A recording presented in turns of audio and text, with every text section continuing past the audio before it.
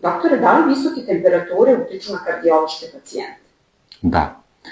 Tokom toplih letnjih meseci visoke temperature dodatno opterećuju kardiovaskularni sistem.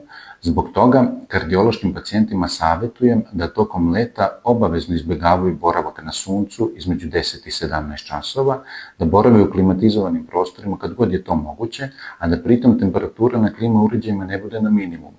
Optimalno je 25 stepeni. Da uzimaju dovoljno tečnosti, da redovno uzimaju propisanu terapiju i mere krvni pritisak, zato što tokom leta može doći do dodatnog smanjenja krvnog pritiska. Fizičku aktivnost obavljaju ujutro i naveče, a tokom najtoplijeg dela dana izbjegavaju veće fizičke napore.